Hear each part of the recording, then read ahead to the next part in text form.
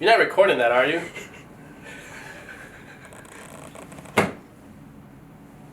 Anyways, so guys, welcome to the GTI series. You know, you're gonna see everything that goes on with this car from how it looks now to hopefully looking better and running. Just continue watching. This is my $300 GTI. Impulse buy. Such an impulse buy. Didn't know what I was getting myself into, but it's okay. I met a lot of good friends because of this car. Hella good friends. But yeah, impulse buy. It's going through Facebook, like everybody else does on Marketplace. I was like, yeah, fuck it. Then I saw my buddy's car. Well, this is my buddy's old car. You know, he was selling it, parting it out actually. And I was like, you know what? I'll give you $100. Which was supposed to be $100, but then I got a ticket with it. Backstory for another day. Plus the tow. So the total was like $300. And now we're here. You know, it was a 1 week thing. You know, it was running for a week. Bruh! Bruh!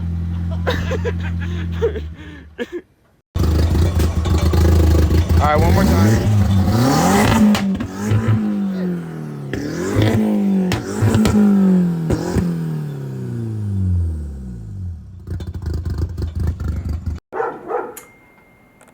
Then it died.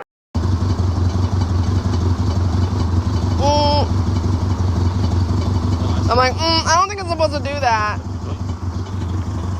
Oh, yeah. Because the head gasket blew again, which I thought it was a head gasket, but it was actually a cracked motor.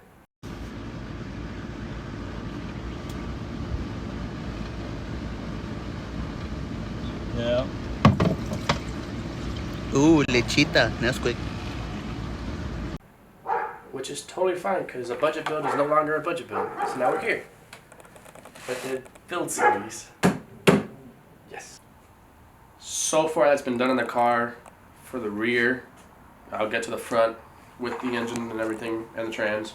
But for the rear so far I've replaced shock springs to raceline coilovers, adjustable dampening.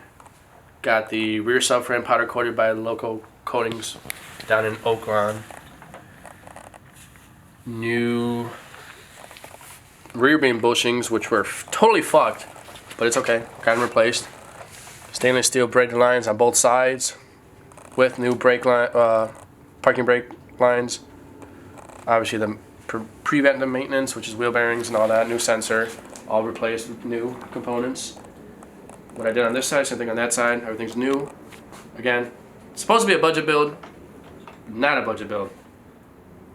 Now, since the motor is cracked, I was like, you know what, fuck it, building it. Now here we are, building things. Yes.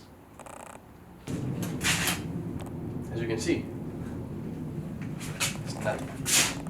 I am the motor. No, I'm just kidding. New motors here. The non-cracked, lower mileage motor is there with the new trans. Because I found out the other trans, first and second gear were shy, so we were just running it in third and fourth.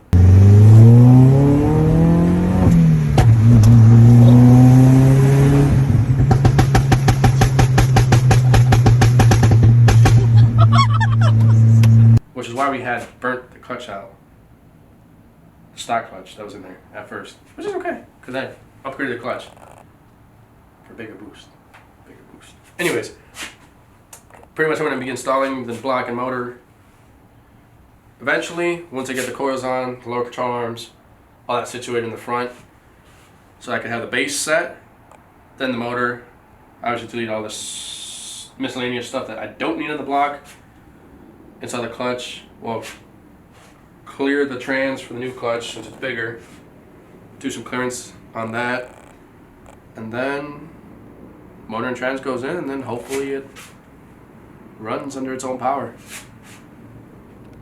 Yeah, but this is my $300 fucking GTI.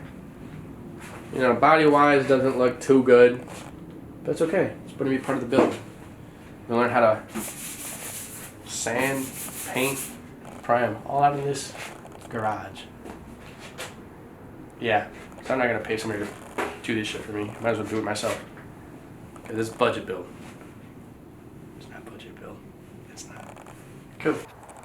So welcome back to day 2 of the same video. Cause yesterday got cold and late.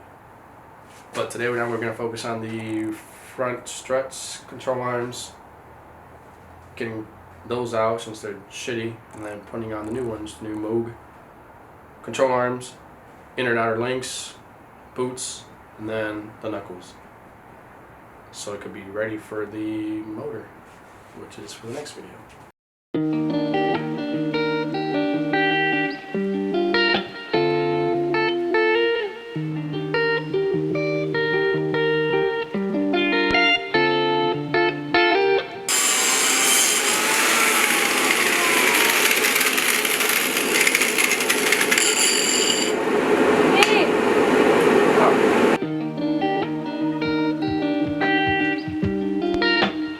Quick little update, remove the caliper since I'm going to rebuild those. Remove the brake line since I got the stainless steel braided lines. Reusing the sway bar link, that's the only thing I'm reusing since it's still pretty good. Removed lower control arm, strut. This fucking thing took a minute to take off because this bolt is rusted onto the outer tie rod, so I decided to cut it off since I don't need it, so I'm replacing it. Everything else is pretty much, everything in this pile is getting replaced with new Moog and Raceland parts. So, yeah, and what I'm doing on this side is going to go on the same thing on the other side. So, quick little update.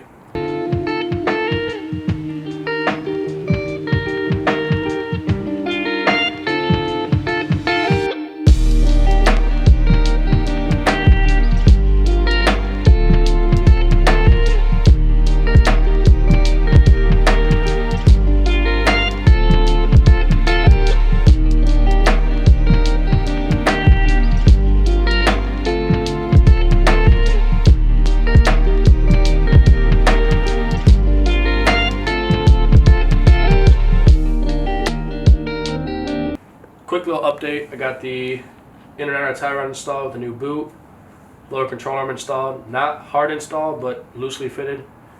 Got the knuckle with the Raceland coilover installed, new bearing, new sensor since the old sensor was bad. Got the new stainless steel braided line. Again, nothing is fully hard installed since the axle has to go in to the back, so I gotta let this loose. That way the motor goes in with the trans and everything goes in without fighting me.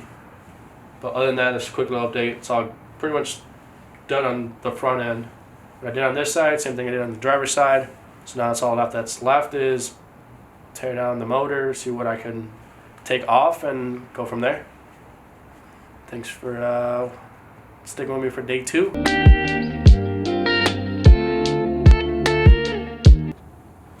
Well, that's a wrap for this video. Got the rear end installed. Front end is installed as well, not hard installed since you gotta put the axles in, and the axles gotta go through the back, and I don't want the knuckles fighting me to install them. As you can see, the motor's in the background. On the hoist, that's gonna be the next video. You're gonna see me tear down what I don't need off the block, like the secondary air pump, you know, all the miscellaneous stuff that I'm not gonna reuse. But other than that, yeah, I hope you guys liked the video. Like and subscribe, and see you guys in episode 2.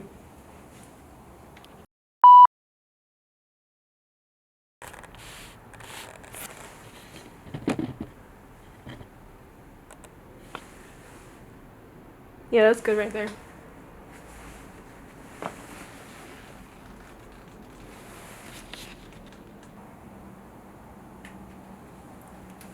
I'm sorry. Sorry.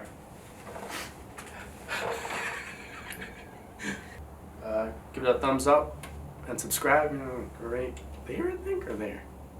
There. I think it's that way. But yeah, just give it a thumbs up and a like, or the same thing.